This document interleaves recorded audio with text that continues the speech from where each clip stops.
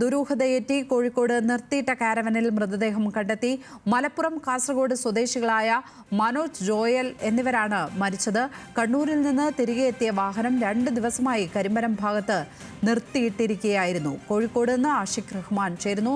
ആഷിഖ്, എത്ര മണിയോടെയാണ് ഈ മൃതദേഹങ്ങൾ കണ്ടെത്തിയത്? എന്താണ് പോലീസ് നൽകുന്ന സൂചനകൾ? വൈകിട്ടോടു കൂടിയാണ് പോലീസ് ഈ വാഹനം കണ്ടെത്തിയത്. അതായത് ഈ ആൾക്കാരെ കാണാനില്ലെന്ന് പറഞ്ഞ് കുടുംബം നൽകിയ പരാതിയെ തുടർന്ന് ഈ ഫോൺ കേന്ദ്രീകരിച്ച അന്വേഷണത്തിലാണ് വടകരയിൽ കരിമനപ്പാലത്ത് ഈ മൃതദേഹം, അതായത് വാഹനം നിർത്തിയിട്ടതായി കണ്ടെത്തിയത്. തുടർന്ന് വാഹനം പരിശോധിച്ച സമയത്താണ് ഈ മൃതദേഹങ്ങൾ കണ്ടെത്തിയത്. ആദ്യ മൃതദേഹം ഈ വാഹനത്തിന്റെ കാരണം സ്റ്റെപ്പിനോട് അഭിമുഖമായി മലർന്നു കിടക്കുന്ന രീതിയിലാണ് മൃതദേഹം കണ്ടെത്തിയത്. രണ്ടാമത്തെ മൃതദേഹമാകട്ടെ വാഹനത്തിനുള്ളിലും. അങ്ങനെ 2 മൃതദേഹങ്ങൾ. അത് ഒരാൾ ചെറുപ്പക്കാരന്റെ ഒരു ചെറുപ്പം പ്രായമുള്ള ഒരാളാണ്, ഏകദേശം 35 വയസ്സോളം പ്രായമുള്ള ഒരാൾ. രണ്ടാമത്തെ ആൾക്ക് ഏകദേശം മധ്യവയസ്കനാണ്, 50ഓളം വയസ്സ് പ്രായമുണ്ട്. അങ്ങനെ മലപ്പുറം സ്വദേശികളായ മനോജ്, കാസർഗോഡ് സ്വദേശികളായ ജോയൽ, ഈ മരിച്ച 2 പേരെയും തിരിച്ചറിഞ്ഞിട്ടുണ്ട്. അപ്പോൾ എന്താണ് ഈ മരണത്തിന് പിന്നിലെന്നാണ് നമുക്ക് ഇനി അറിയേണ്ടത്. പോലീസ് നൽകുന്ന ഒരു കാര്യം എന്ന് പറയുന്നത്, ഈ കാരവാൻ ഒരു വിവാഹ ഫംഗ്ഷന് വേണ്ടി ഉപയോഗിച്ചായിരുന്നു. ശേഷം ഈ കണ്ണൂരിൽ വിവാഹ പാർട്ടി ഇറക്കിയ ശേഷം തിരിച്ചു വന്ന വടകരയിൽ വാഹനം നിർത്തിയിട്ടതെന്നാണ് ഇപ്പോൾ നമുക്ക് മനസ്സിലാക്കാൻ കഴിയുന്ന പ്രാഥമിക വിവരം.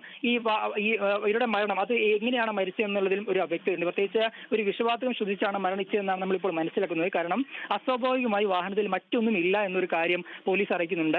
രക്തക്കറയോ മറ്റു കാര്യങ്ങളോ ഒരു മൽപ്പിടുത്തം നടന്ന കാര്യങ്ങളൊന്നും ഈ വാഹനത്തിനുള്ളില്ല. അങ്ങനെ നോക്കുന്ന സമയത്ത് പിന്നെയുള്ള ഒരു സാധ്യത ഈ വിഷവാതകം ശ്വസിച്ചിട്ടാണ്. അത് വാഹനത്തിനുള്ളിൽ AC ഓണാക്കിയത് മൂലം ഏതെങ്കിലും തരത്തിൽ AC കംപ്ലൈന്റ് ആയി അങ്ങനെ ആ വിഷവാതകം ശ്വസിച്ച് മരിച്ചതാണോ എന്നൊരു കാര്യമാണ് ഇപ്പോൾ നമ്മൾ നിലവിൽ പോലീസ് അടക്കം സംശയിക്കുന്നത്.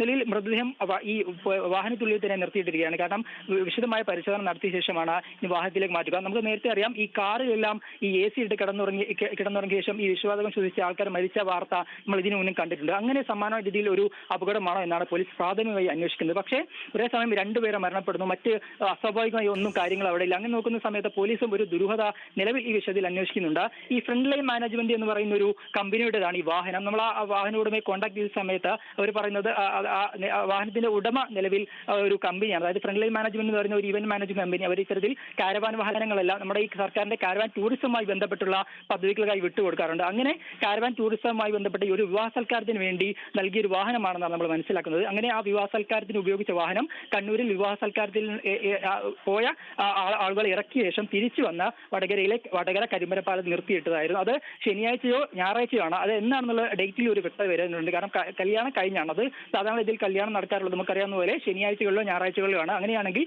ശനിയാഴ്ചയോ ഞായറാഴ്ചയോ വാഹനം അവിടെ നിർത്തിയിട്ടു.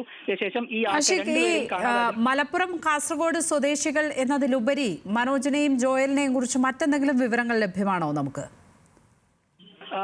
ലക്ഷ്മി, നമ്മൾ അതുമായി ബന്ധപ്പെട്ട് ഈ വാഹനത്തിന്റെ ഓണറെ കോൺടാക്ട് ചെയ്ത സമയത്ത് നമുക്ക് ഓണറെ ബന്ധപ്പെടാൻ കഴിഞ്ഞില്ല. കാരണം നിങ്ങൾക്കറിയാവുന്ന പോലെ ഹോസ്പിറ്റാലിറ്റി പറഞ്ഞാൽ അതൊരു കമ്പനിയാണ്. ആ കമ്പനിയുടെ ആരെയും നമുക്ക് കോൺടാക്ട് ചെയ്യാൻ കഴിഞ്ഞില്ല. പക്ഷേ നമുക്ക് അവിടെ കോൺടാക്ട് ചെയ്ത സമയത്ത് ലഭിച്ചത് മുൻ ജീവനക്കാരനെയാണ്. അദ്ദേഹം 2 വർഷം മുമ്പ് ആ കമ്പനിയിൽ നിന്നും ഒഴിവായി പോയതാണ്. അദ്ദേഹത്തിന്റെ പേരിലാണ് നിലവിൽ ആ വാഹനത്തിന്റെ രജിസ്ട്രേഷൻ കിടക്കുന്നത് എന്നൊരു പ്രധാനപ്പെട്ട കാര്യമുണ്ട്. കാരണം ഇത്തരത്തിലൊരു കാരവാൻ വാഹനമാണ്, അതിന്റെ രജിസ്ട്രേഷൻ കിടക്കുന്നത്. 2 വർഷം മുമ്പ് ജോലി എന്ന് രാജിവെച്ച് പോയ ഒരു വ്യക്തിയുടെ പേരിലാണ് ആ വാഹനം കിടക്കുന്നത്. അദ്ദേഹത്തെ സ്പെഷ്യൽ ബ്രാഞ്ച് അടക്കം കോൺടാക്ട് ചെയ്തിരുന്നു. പക്ഷേ അദ്ദേഹം ഇത്തരം ഒരു കാര്യം പോലും പറഞ്ഞിട്ടില്ല. അങ്ങനെ ഒരു നിയമത്തിന്റെ ഒരു ലംഘനം കൂടി പുറകിലുണ്ട്. കാരണം ജോലിയിൽ നിന്ന് റിസൈൻ ചെയ്ത ഒരു വ്യക്തിയുടെ പേരിലാണ് നിലവിൽ ആ വാഹനം എന്ന് പറയുന്ന ഒരു പ്രശ്നം അതിലുണ്ട്. പക്ഷേ അതിന്റെ പുറത്തേക്ക് ഈ വിഷയത്തിൽ ഒരു വ്യക്തത വരേണ്ടത്. കാരണം ഈ വാഹനത്തിലെ ജീവനക്കാർ തന്നെയാണോ ഈ മരിച്ച 2 പേരും എന്നുള്ളതാണ് പ്രധാനപ്പെട്ട ഉയരുന്ന സംശയം. കാരണം സാധാരണ ഈ ഒരു വാഹനത്തിന് ഒരു ഡ്രൈവറും ഒരു ക്ലീനറും അല്ലെങ്കിൽ ഒരു 2 പേര് അതിൽ ഉണ്ടാവാറുണ്ട്. കാരണം ഒരു ഡ്രൈവർ ഒരു ക്ലീനർ അങ്ങനെയാണ് സാധാരണ ഒരു വാഹനത്തിന് ഉണ്ടാവാറുള്ളത്. അങ്ങനെ നോക്കുന്ന സമയത്ത് ആ വാഹനത്തിലെ, അതായത് കാരവാനിലെ ജീവനക്കാർ തന്നെയാണോ എന്നൊരു സംശയമുണ്ട്. അത്തരത്തിൽ അതൊന്നും നമുക്ക് കൺഫേം ചെയ്യേണ്ടതുണ്ട്. അത് നമ്മുടെ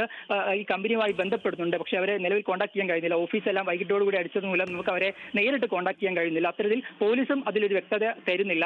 നമ്മൾ ചോദിച്ചത് വിവാഹ പാർട്ടി ഏതാണെന്ന് ചോദിച്ച സമയത്ത് പോലീസിന് അത്തരം കാര്യത്തിൽ വ്യക്തതയില്ല. പക്ഷേ വിവാഹത്തിന് വേണ്ടി കണ്ണൂർ വരെ പോയിട്ട് ഒരു വാഹനമാണെന്ന് പോലീസ് പറയുന്നുണ്ട്. അങ്ങനെ അവിടെ വാഹനത്തിൽ ആൾക്കാർ ഇറക്കിയ ശേഷം തിരിച്ചു വന്ന കരിമരപ്പാലത്ത് നിർത്തിയിട്ടിരിക്കുന്നു. ഒരുപക്ഷെ നമ്മൾ നേരത്തെ പോലീസ് സംശയിക്കുന്ന പോലെ തന്നെ ഈ വിഷവാതകം ശ്വസിച്ചുള്ള ഒരു മരണത്തിനാണ് നമ്മൾ നിലവിൽ സാധ്യത കാണുന്നത്. മറ്റു ദുരൂഹതകൾ നിലവിൽ കാണുന്നില്ലെങ്കിൽ പോലും ഈ വിഷവാതകം ശ്വസിച്ചുള്ള മരണത്തിന് കാണുന്നു. കാരണം മറ്റ് അസ്വാഭാവികമായിട്ട് ഏതെങ്കിലും വിധത്തിൽ ഒരു മൽപ്പിടുത്തം നടന്നതായിട്ടോ അല്ലെങ്കിൽ ഏതെങ്കിലും രക്തക്കറയോ ഈ വാഹനത്തിൽ നിന്ന് കണ്ടെത്തിയിട്ടില്ല എന്നുള്ളതാണ് പോലീസിനും ഇത്തരത്തിലൊരു സൂചനയ്ക്ക് നൽകുന്നത്. കാരണം ഈ AC ശ്വസിച്ചുള്ള മരണം പല സമയങ്ങളിൽ നമ്മൾ കണ്ടിട്ടുണ്ട്. കാരവാനിലും സമാന രീതിയിൽ നമുക്കറിയാവുന്ന പോലെ സാമ്പത്തികമായി കുറച്ച് ഉയർന്ന ആൾക്കാർ ഉപയോഗിക്കുന്ന ഒരു വാഹനമാണ്. അതിൽ AC അടക്കമുള്ള അത്യാധുനിക സൗകര്യങ്ങളും ഈ കാരവാനിലുണ്ട്. സിനിമാ താരങ്ങൾക്ക് ഉപയോഗിക്കുന്ന ഒരു വാഹനമാണ്. അതുകൊണ്ട് തന്നെ അങ്ങനെ അത്യാധുനിക സൗകര്യമുള്ള ഈ വാഹനത്തിൽ ഏതെങ്കിലും രാത്രി ഉറങ്ങുന്ന സമയത്തോ മറ്റോ AC കംപ്ലൈന്റ് ആയതുകൊണ്ടുള്ള വിഷവാതകം ശ്വസിച്ചാണോ മരണം സംഭവിച്ചത് എന്നുള്ള കാര്യമാണ് പ്രാഥമികമായി ഇപ്പോൾ പോലീസ് പരിശോധിക്കുന്നത്. അതിനു മുൻപ് ഈ മൃതദേഹവുമായി ബന്ധപ്പെട്ട കാര്യങ്ങൾ പരിശോധിക്കണം. അതിൽ മൃതദേഹത്തിൽ എന്തെങ്കിലും തരത്തിലുള്ള മറ്റു പാടുകളോ രക്തമോ അല്ലെങ്കിൽ വലിപ്പടം നിറുന്ന കാര്യങ്ങളോ എന്തെങ്കിലും ഉണ്ടോ എന്ന കാര്യം പോലീസ് പ്രാഥമികമായി പരിശോധിക്കുന്നുണ്ട്.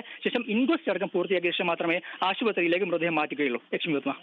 കോഴിക്കോട് വടകരയിലാണ് നിർത്തിയിട്ട കാരവനിൽ മൃതദേഹം കണ്ടെത്തിയിരിക്കുന്നത്. മലപ്പുറം കാസർഗോഡ് സ്വദേശികളാണ് മരിച്ച മനോജ്, ജോയൽ എന്നിവർ. കണ്ണൂരിൽ നിന്ന് തിരികെ എത്തിയ വാഹനം 2 ദിവസമായി കരിമരം ഭാഗത്ത് നിർത്തിയിട്ടിരിക്കുന്നതായാണ് പോലീസ് കണ്ടെത്തിയത്. ഏതായാലും കൂടുതൽ കാര്യങ്ങൾ പോലീസ് ഇതുമായി ബന്ധപ്പെട്ട് അന്വേഷിക്കും. നിലവിൽ മരണം വിഷവാതകം ശ്വസിച്ചാണ് എന്നുള്ളതാണ് ഒരു പ്രാഥമികമായ നിഗമനം. എങ്കിൽ പോലും പോലീസിന്റെ ഭാഗത്ത് നിന്ന് കൂടുതൽ അന്വേഷണം ഈ വിഷയത്തിൽ ഉണ്ടാകും. ആഷിഖ് റഹ്മാനാണ് കോഴിക്കോട് നിന്നും വിശദാംശങ്ങൾ പങ്കുവച്ചത്.